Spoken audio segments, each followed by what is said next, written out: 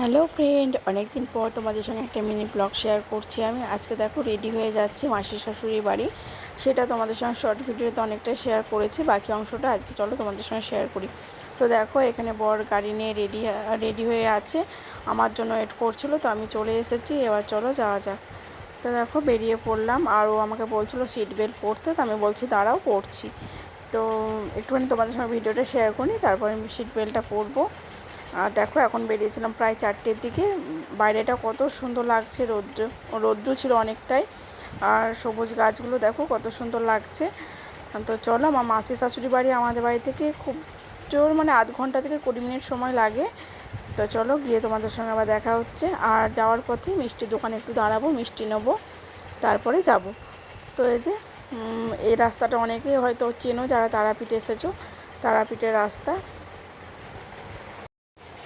আর আমি এই 4-5 দিন আগেও গেছিলাম, মানে এক সপ্তাহের মধ্যে আমি আরেকবার গেছিলাম মাসির শাশুড়ির বাড়ি। সেটা তোমাদের সঙ্গে শেয়ার করা হয়নি। আমি গেছিলাম আমার মাকে নিয়ে, আর আজকে যাচ্ছি বরের সাথে। বর অনেক দিনই যায়নি, আর মাসির শরীরটাও খারাপ, তাই বললো চলো দেখে আসি।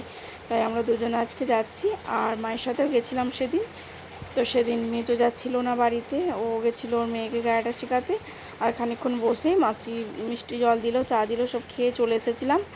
আর সেদিন বেশিক্ষণ থাকতে পাইনি, তো আজকে যাব আজকে প্রায় 2 ঘন্টা থেকে এসেছি। তো দেখো তোমাদের সঙ্গে গল্প করতে করতে আমি পৌঁছেও গেলাম।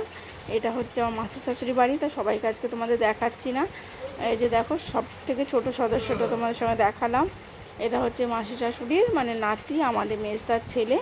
ওখানে মেজদা বসে আছে, মাসি বসে আছে, আমরা সবাই গল্প করছি। আর যখন আসি তখন মাসি ঘুমোচ্ছিল, আর ডাকার পরে উঠলো। তার মধ্যে মেজোজা আবার উঠে এলো, এসে সবাই মিলে ও আবার চা করতে গেল। আর এদিকে দেখো কীর্তন বেরিয়েছে, মানে রথ বেরিয়েছে, ওদের ওখানে বড় রথ আছে গোবিন্দ মন্দির পাশে। তো আবার যেদিন যাবো সময় শেয়ার করব। তো পাশে আছে গোবিন্দ মন্দির। তো এদিকে দেখো রথ বেরিয়েছে, তোমাদের সঙ্গে সেটাও শেয়ার করলাম। আর আমাদের এখানেও ছোটো ছোটো রথ বেরিয়েছিল, আমাদের এখানে যাওয়া হয়নি, যাব একদিন রথে মেলাতেও যাব, তোমাদের সঙ্গে শেয়ার করব।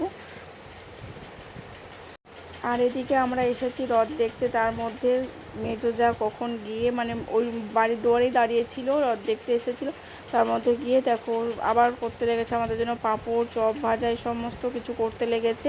তার মধ্যে চা করে দেওয়া হচ্ছে। ও গেলে না খুব ব্যস্ত হয়, কি খাওয়াবো, কোথায় করব, ওর মধ্যে কোনো ক্লান্তি নেই। কি বলবো তোমাদের, যেখানে আজকালকার দিনে মানুষ এক কাপ চা করতেও ভয় পায়, মানে চা করতেও কষ্ট লাগে, অনেকেরই আছে, কিন্তু সেই জায়গায় আমার মেজোজা তো যেই চাই না কেন বাড়িতে, ও এরকমই ব্যস্ত হয়, আর এরকমই সব কিছু জোগাড় করে মানুষকে নিজের হাতে বানিয়ে খাওয়ানোটা বড় কথা না, মানে ওর মনের দিক থেকে সেটাই বলছি। দেখো খেতে তো সবাই কিনেও পারে বা নিজের বাড়িতেও খাই, কিন্তু ও যে ওর ব্যস্ততা, ওর যে আপ্যায়ন করাটা, সেটাই বলছি। তো আমরা এবার চলে আসছি বাড়ির দিকে, সন্ধ্যা লেগেছে, বাড়ি গিয়ে সন্ধ্যা জ্বালবো।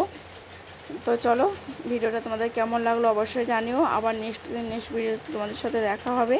তো দেখো সন্ধ্যা লেগেই গেল বাড়ি আসতে আসতে।